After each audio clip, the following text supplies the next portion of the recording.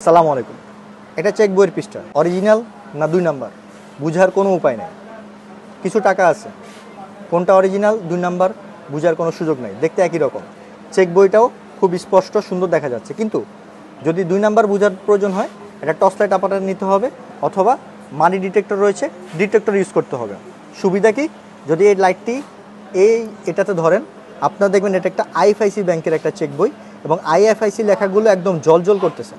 Normally যদি আপনারা তাকান এটা দেখা যাবে না, কিন্তু যখনই এই লাইটটি আপনারা ব্যবহার করবেন একদম পুরো আইএফআইসি লেখা পুরো চেক বইয়ের পৃষ্ঠার ভিতরে একদম স্পষ্টভাবে জলজল করতেছে। সহজেই বুঝে যাবেন এটা 2 নাম্বার নাকি অরিজিনাল। টাকার বেলাও একই ঘটনা, কিন্তু এখানে টাকার বেলায় যখন আপনারা মারবেন তখন কিছু রঙিন সুতা টাকার ভিতরে দেখা যাবে।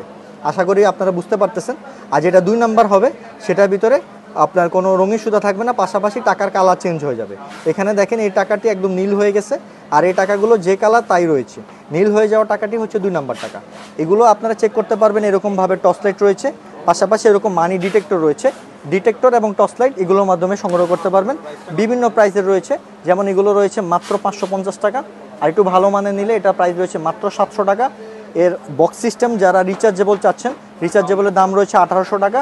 রিচার্জেবল আরেকটা রয়েছে ডাবল বাল্বের এবং পাওয়ার গ্লাস সহ, এটার প্রাইস রাখতে যাবে মাত্র 2700 টাকা। আর যারা ব্যাংকের ব্রাঞ্চ ইউজ করতে চাচ্ছেন তাদের জন্য বড় মানি ডিটেক্টর কাইজুন, এবং এটা সরাসরি কারেন্টের লাইনে চলবে, এটার প্রাইস রাখা যাবে মাত্র 3500 টাকা।